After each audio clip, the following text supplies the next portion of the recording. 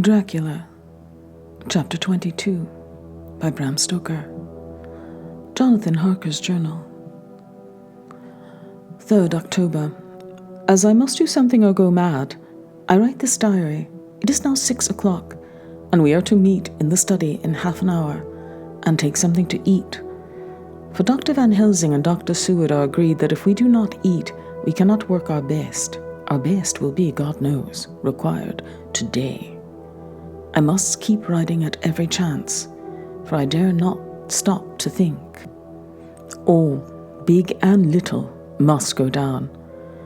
Perhaps at the end the little things may teach us most. The teaching, big or little, could not have landed Mina or me anywhere worse than we are today.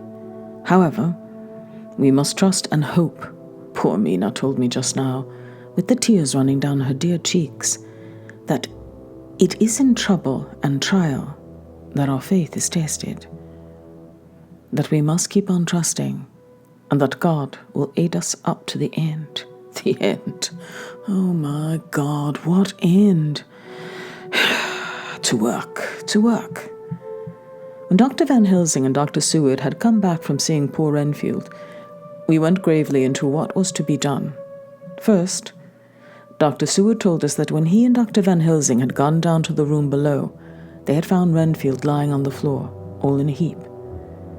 His face was all bruised and crushed in, and the bones of the neck were broken. Dr. Seward asked the attendant who was on duty in the passage if he had heard anything. He said that he had been sitting down. He confessed to half dozing, and when he heard loud voices in the room, and then Renfield had called out several times, "God, God, God." After that, there was a sound of falling. And when he entered the room, he found him lying on the floor, face down, just as the doctors had seen him. Van Helsing asked if he had heard voices or a voice, and he said he could not say, that at first it seemed to him as if these were two, but as there was no one in the room, it could only have been one. He could swear to it, if required, that the word God was spoken by the patient. Dr. Seward said to us when we were alone that he did not wish to go into the matter. The question of an inquest had to be considered, and it would never do to put forth the truth, as no one would believe it. As it was, he thought that on the attendant's evidence he could give a certificate of death by misadventure in falling from bed. In case the coroner should demand it, there would be a formal inquest, necessarily to the same results. When the question began to be discussed as to what should be our next step, the very first thing we decided was that Mina should be in full confidence, that nothing of any sort, no matter how painful, should be kept from her. She herself agreed as to its wisdom. And it was pitiful to see her so brave, yet so sorrowful, and in such a depth of despair. "There must be no more concealment," she said. "Alas, we have had too much already, and besides there is nothing in all the world that can give me more pain than I have already endured, than I suffer now. Whatever may happen, it must be of new hope or of new courage to me." Van Helsing was looking at her fixedly as she spoke, and said, suddenly but quietly, "But, dear Madame Mina, are you not afraid, not for yourself, but for the others, from yourself, after what has happened?" Her face grew set in its lines, but her eyes shone with the devotion of a martyr as she answered, "Ah, no, for my mind is made up." "To what?" he asked gently, whilst we were all very still, for each in our own way. We had a vague sort of idea of what she meant. Her answer came with direct simplicity, as though she was simply stating a fact. "Because if I find in myself, and I shall watch keenly for it, a sign of harm to any that I love, I shall die." "You would not kill yourself?" he asked hoarsely. "I would, if there were no friend who loved me, who would save me from such a pain and so desperate an effort." She looked at him meaningly as he spoke. He was sitting down, but now he rose and came close to her and put his hand on her head as he said solemnly, "My child, there is such an one if it were for your good. For myself, I could hold it in my account with God to find such a euthanasia for you, even at this moment, if it were best, nay, were it safe. But, my child," for a moment he seemed choked, and a great sob rose in his throat. He gulped it down and went on. "There are here some who would stand between you and death. You must not die. You must not die by any hand, but least of all by your own. Until the other, who has felled your sweet life, is true dead, you must not die. For if he is still with the quick undead, your death would make you even as he. No, you must live. You must struggle and strive to live through death. Though death would seem a boon unspeakable, you must fight death himself. Though he come to you in pain or in joy, by the day or by the night, in safety or in peril. On your living soul, I charge you that you do not die, nay, nor think of death, till this great evil be past." The poor dear grew white as death, and shook and shivered as I have seen a quicksand shake and shiver at the coming of the tide. We were all silent. We could do nothing. At length she grew more calm, and turning to him, said sweetly, but oh, so sorrowfully, as she held out her hand, "I promise you, my dear friend, that if God will let me live, I shall strive to do so, till, if it may be in his good time, this horror may have passed away from us." She was so good and brave that we all felt that our hearts were strengthened to work and endure for her, and we began to discuss what we were to do. I told her that she was to have all the papers in the safe, and all the papers or diaries and phonographs we might hereafter use, and was to keep the record as she had done before. She was pleased with the prospect of anything to do, if pleased could be used in connection with so grim an interest. As usual, Van Helsing had thought ahead of everyone else, and was prepared with an exact ordering of our work. "It is perhaps well," he said, "that at our meeting after our visit to Carfax, we decided not to do anything with the earth boxes that lay there. Had we done so, the Count must have guessed our purpose and would doubtless have taken measures in advance to frustrate such an effort with regard to the others. But now he does not know our intentions, nay, more, in all probability, he does not know that such a power exists to us as can sterilize his lairs, so that he cannot use them as of old. We are now so much advanced in our knowledge as to their disposition, that when we have examined the house in Piccadilly, we may track the very last of them. Today, then, is ours, and in it rests our hope. The sun that rose on our sorrow this morning guards us in its course. Until it sets tonight, that monster must retain whatever form he now has. He is confined within the limitations of his earthly envelope. He cannot melt into thin air nor disappear through cracks or chinks or crannies. If we go through a doorway, he must open the door like a mortal, and so we have this day to hunt all his lair and sterilize them. So we shall, if we have not yet catch him and destroy him, drive him to bay in some place where the catching and the destroying shall be in time, sure." Here I started up, for I could not contain myself at the thought that the minutes and seconds so preciously laden with Mina's life and happiness were flying from us, since whilst we talked action was possible. But Van Helsing held up his hand warningly. "Nay, friend Jonathan," he said, "in this, the quickest way home is the longest way. So your prophets say. We shall all act and all act with desperate quick when the time has come. But think, in all probability, the key of the situation is in that house in Piccadilly. The Count may have many houses which he has bought.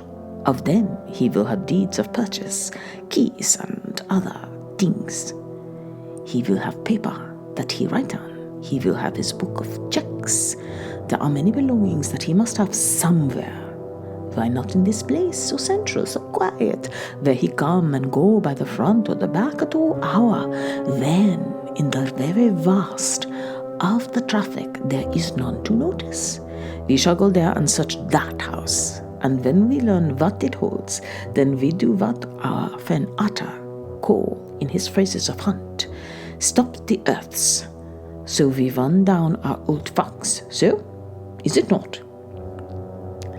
Then let us come at once, I cried. We are wasting the precious, precious time. The professor did not move, but simply said, And how are we to get into that house in Piccadilly?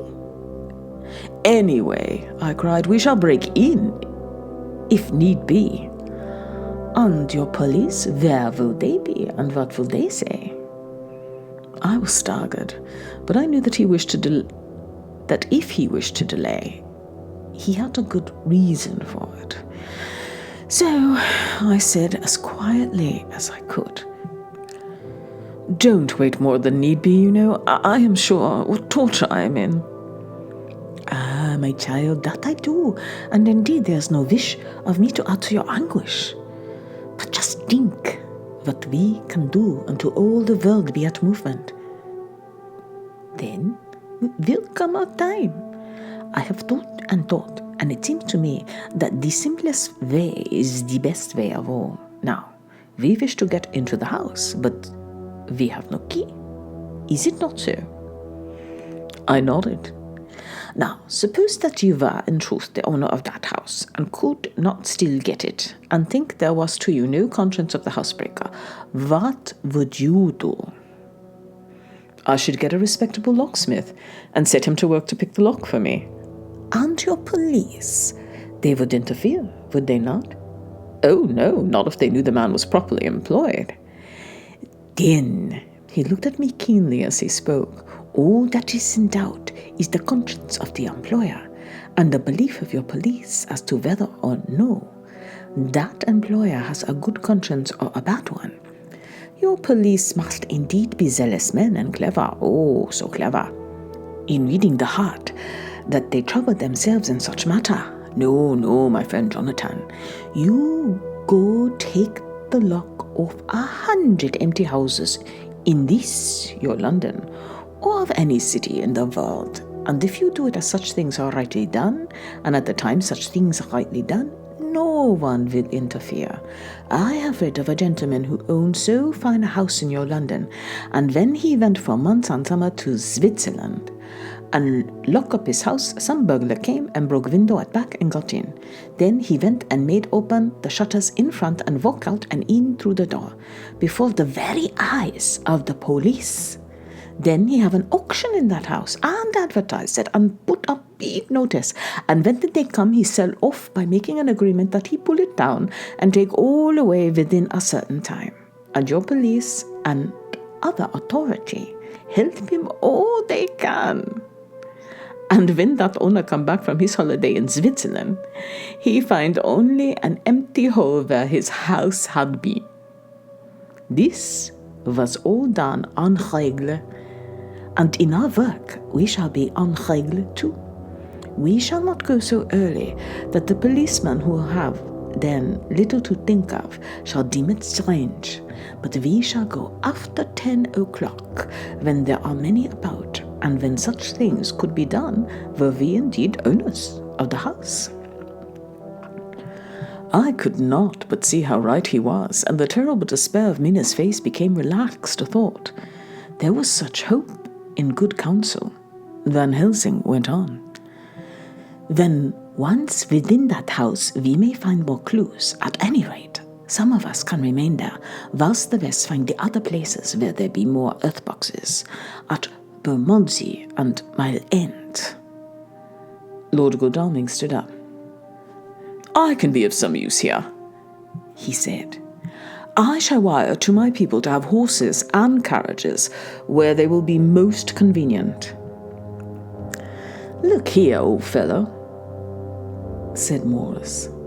"It is a capital idea to have all ready in case we want to go horsebacking, but don't you think that one of your snappy carriages with its heraldic adornments in a byway at Walworth or Mile End would attract too much attention for our purposes? Seems to me that we ought to take cabs when we go south or east, and even leave them somewhere near the neighborhood we are going to." "Von Quincy is right," said the professor. "He said is what you call in plain with the horizon. It is a difficult thing that we go to do, and we do not want no peoples to watch us, if so it may." Mina took a growing interest in everything, and I rejoiced to see that the exigency of affairs was helping her to forget for a time the terrible experience of the night. She was very, very pale, almost ghastly, and so thin that her lips were drawn away, showing her teeth in somewhat of prominence. I did not mention this last, lest it should give her needless pain, but it made my blood run cold in my veins to think of what had occurred with poor Lucy when the Count had sucked her blood. As yet, there was no sign of the teeth growing sharper, but the time as yet was short, and there was time for fear. When we came to the discussion of the sequence of our efforts and of the disposition of our forces, there were new sources of doubt. It was finally agreed that before starting for Piccadilly, we should destroy the Count's lair close at hand, in case he should find it out too soon. We should thus be still ahead of him in our work of destruction, and his presence in his purely material shape, and at his weakest, might give us some new clue. As to the disposal of forces, it was suggested by the professor that after our visit to Carfax, we should all enter the house in Piccadilly, that the 2 doctors and I should remain there, whilst Lord Godalming and Quincy found the lairs at Walworth and Mile End and destroyed them. It was possible, if not likely, the professor urged, that the Count might appear in Piccadilly during the day, and that if so, we might be able to cope with him then and there. At any rate, we might be able to follow him in force. To this plan I strenuously objected insofar as my going was concerned, for I said that I intended to stay and protect Mina. I thought that my mind was made up on the subject, but Mina would not listen to my objection. She said that there may be some law matter in which I could be useful, that amongst the Count's papers might be some clue which I could understand out of my experience in Transylvania, and that, as it was, all the strength we could muster was required to cope with the Count's extraordinary power. I had to give in, for Mina's resolution was fixed. She said that it was the last hope for her that we should all work together. "As for me," she said, "I have no fear. Things have been as bad as they can be, and whatever may happen must have in it some element of hope or comfort. Go, my husband. God can, if he wishes, guard me as well alone as with anyone present." So I started up, crying out then, "In God's name, let us come at once, for we are losing time. The Count may come to Piccadilly earlier than we think." "Not so," said Van Helsing, holding up his hand. "But why?" I asked. "Do you forget?" he said with actually a smile, "that last night he banqueted heavily and will sleep late?" "Did I forget? Shall I ever? Can I ever? Can any of us ever forget that terrible scene?" Mina struggled hard to keep her brave countenance, but the pain overmastered her, and she put her hands before her face and shuddered while she moaned. Van Helsing had not intended to recall her frightful experience. He had simply lost sight of her and her part in the affair in his intellectual effort. When it struck him what he had said, he was horrified at his thoughtlessness and tried to comfort her.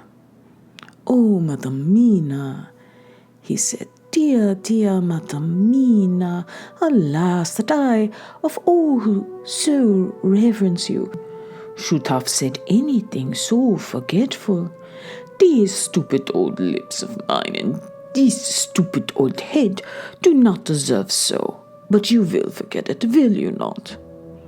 He bent low beside her as he spoke. She took his hand and, looking at him through her tears, said hoarsely, No, I shall not forget, for it is well that I remember, and with it I have so much in memory of you that is sweet, that I take it all together. Now, you must all be going soon. Breakfast is ready, and we must all eat, that we may be strong. Breakfast was a strange meal to us all. We tried to be cheerful and encourage each other, and Mina was the brightest and most cheerful of us. When it was over, Van Helsing stood up and said, Now, my dear friends, we go forth to our terrible enterprise. Are we all armed, as we were on that night when we first visited our enemy's lair, armed against ghostly as well as carnal attack? We all assured him. Then it is well. Now, Madam Mina, you are in any case quite safe here until the sunset, and before then we shall return, if we shall return. But before we go, let me see you armed against personal attack. I have myself, since you came down, prepared your chamber by the placing of things which we know, so that he may not enter. Now, let me guard yourself. On your forehead, I touch this piece of sacred wafer, in the name of the Father, the Son, and... There was a fearful scream, which almost froze our bloods to hear. As he placed the wafer on Mina's forehead, it had seared it, had burned into the flesh, as though it had been a piece of white-hot metal. My poor darling's brain told her the significance of the fact as quickly as her nerves received the pain of it, and the two so overwhelmed her that her overwrought nature had its voice in that dreadful scream. But the words to her thought came quickly. The echo of the scream had not ceased to ring on the air when they came the reaction, and she sank on her knees on the floor in an agony of abasement, pulling her beautiful hair over her face as the leper of his old mantle. She wailed out, Unclean, unclean, even the Almighty shuns my polluted flesh.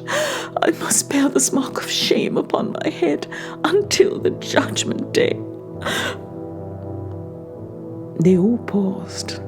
I had thrown myself beside her in an agony of helpless grief, and putting my arm around her tight, for a few minutes our sorrowful hearts beat together, whilst the friends around us turned away their eyes that ran tears silently. Then Van Helsing turned and said gravely, so gravely that I could not help feeling that he was in some way inspired, and was stating things outside himself. It may be that you may have to bear that mark till God himself see fit, as he must surely shall, on the judgment day, to redress all wrongs of the earth and of his children that he has placed thereon. And oh, Madame Mina, my dear, may we who love you be there to see, when that red scar, the sign of God's knowledge of what has been, shall pass away, and leave your forehead as pure as the heart we know. For as surely as we live, that scar shall pass away when God see right to lift the burden that is hot upon us. Till then, we bear our cross, as his Son did in obedience to his will. It may be that we are chosen instruments of his good pleasure, and that we shall ascend to his bidding as that other through stripes and shame, through tears and blood, through doubts and fears, and all that makes the difference between God and man. There was hope in his words, and comfort, and they made for resignation. Mina and I both felt so, and simultaneously we each took one of the old man's hands and bent over and kissed it. Then without a word we all knelt down and all holding hands swore to be true to each other. We men pledged ourselves to raise the veil of sorrow from the head of her, whom each in his own way we loved, and we prayed for help and guidance in the terrible task which lay before us. It was then time to start, so I said farewell to Mina, a parting which neither of us shall forget to our dying day, and we set out. The one thing I have made up in my mind, if we find out that Mina must be a vampire in the end, then she shall not go into that unknown and terrible land alone. I suppose it is thus that in old times one vampire meant many. Just as their hideous bodies could only rest in sacred earth, so the holiest love was the recruiting sergeant for their ghastly ranks. We entered Carfax without trouble, and found all things the same as on the first occasion. It was hard to believe that among so prosaic surroundings of neglect and dust and decay, there was any ground for such fear, as we already knew. Had not our minds been made up, and had there not been terrible memories to spur us on, we could hardly have proceeded with our task. We found no papers, nor any sign of use in the house, and in the old chapel the great boxes looked just as we had seen them last. Dr. Van Helsing said to us solemnly as we stood before them, "And now, my friends, we have a duty here to do. We must sterilize this earth, so sacred of holy memories that he has brought from a far distant land for such fell use. He has chosen this earth because it has been holy. Thus we defeat him with his own weapon, for we make it more holy still. It was sanctified to such use of man. Now we sanctify it to God." As he spoke, he took from his bag a screwdriver and a wrench, and very soon the top of one of the cases was thrown open. The earth smelled musty and close, but we did not somehow seem to mind, for our attention was concentrated on the professor. Taking from his box a piece of the sacred wafer, he laid it reverently on the earth, and then shutting down the lid began to screw it home, we aiding him as he worked. One by one we treated in the same way each of the great boxes, and left them as we had found them to all appearance, but in each was a portion of the host. Then we closed the door behind us. The professor said solemnly, "So much is already done. If it be that with all the others we can be so successful, then the sunset of this evening may shine on Madame Minan's forehead all white as ivory, and with no stain." As we passed across the lawn on our way to the station to catch our train, we could see the front of the asylum. I looked eagerly, and in the window of my room saw Mina. I waved my hand to her and nodded to tell her our work there was successfully accomplished. She nodded in reply to show that she understood. The last I saw, she was waving her hand in farewell. It was with a heavy heart that we sought the station and just caught the train, which was steaming in as we reached the platform. I have written this in the train. Piccadilly, 12:30 o'clock. Just before we reached Fenchurch Street, Lord Downing said to me, "Quincy and I will find a locksmith. You had better not come with us, in case there should be any difficulty, for under the circumstances, it wouldn't seem so bad for us to break into an empty house. But you are solicitor, and the Incorporated Law Society might tell you that you should have known better." I demurred as to my not sharing any danger, even of odium. But he went on. "Besides, it will attract less attention if there are not too many of us. My title will make it all right with the locksmith, and with any policeman that may come along. You had better go with Jack and the professor, and stay in the Green Park, somewhere in sight of the house. And when you see the door open and the smith has gone away, do you all come across, we shall be on the lookout for you, and will let you in." "The advice is good," said Van Helsing. So we said no more. Godalming and Morris hurried off in a cab, we following in another. At the corner of Arlington, our contingent got out and strolled into the Green Park. My heart beat as I saw the house, on which so much of our hope was centered, looming up, grim and silent in its deserted condition, amongst its more lively and spruce-looking neighbors. We sat down on a bench within good view, and began to smoke cigars so as to attract as little attention as possible. The minutes seemed to pass with leaden feet as we waited for the coming of the others. At length, we saw a four-wheeler drive up. Out of it, in leisurely fashion, got Lord Godalming and Morris. And down from the box descended a thick-set working man with his rush-woven basket of tools. Morris paid the cabman, who touched his hat and drove away. Together, the two ascended the steps, and Lord Godalming pointed out what he wanted done. The workman took off his coat leisurely and hung it on one of the spikes of the rail, saying something to a policeman who had just then sauntered along. The policeman nodded acquiescence, and the man kneeling down placed his bag beside him. After searching through it, he took out a selection of tools which he proceeded to lay beside him in orderly fashion. Then he stood up, looked into the keyhole, blew into it, and turning to his employers, made some remark.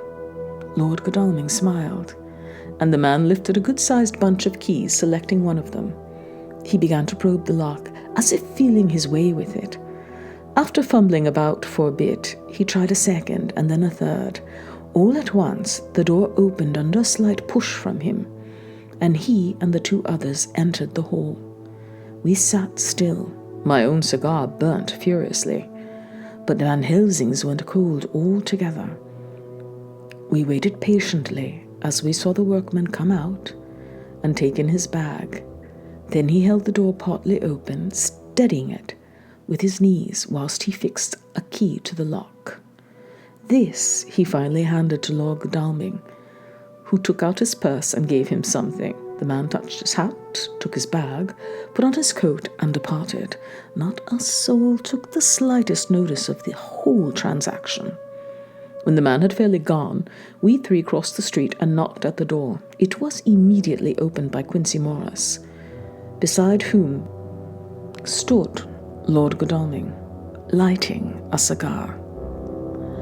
"This place smells so vilely," said the latter as we came in. It did indeed smell vilely, like the old chapel at Carfax. And with our previous experience, it was plain to us that the Count had been using the place pretty freely. We moved to explore the house, all keeping together in case of attack, for we knew we had a strong and wily enemy to deal with, and as yet we did not know whether the Count might not be in the house. In the dining room, which lay at the back of the hall, we found 8 boxes of earth. 8 boxes only, out of the 9 which we sought. Our work was not over, and would not be until we should have found the missing box. First, we opened the shutters of the window, which looked out across a narrow stone-flagged yard, at the blank face of a stable, pointed to look like the front of a miniature house. There were no windows in it, so we were not afraid of being overlooked. We did not lose any time in examining the chests. With the tools which we had brought with us, we opened them one by one, and treated them as we had treated those others in the chapel. It was evident to us that the Count was not present in the house, and we proceeded to search for any of his effects. After a cursory glance at the rest of the rooms from basement to attic, we came to the conclusion that the dining room contained any effects which might belong to the Count, and so we proceeded to minutely examine them. They lay in a sort of orderly disorder on the great dining room table. There were title deeds of the Piccadilly house, in a great bundle deeds of the purchase of the houses at Mile End and Bermondsey, notepaper, envelopes and pens and ink. All were covered up in thin wrapping paper to keep them from the dust.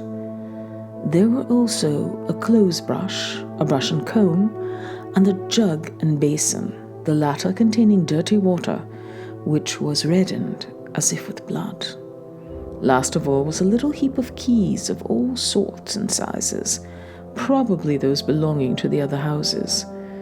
When we had examined this last find, Lord Godalming and Quincy, taking accurate notes of the various addresses of the houses in the east and the south, took with them the keys in a great bunch, and set out to destroy the boxes in these places. The rest of us are, with what patience we can, awaiting their return or the coming of the Count.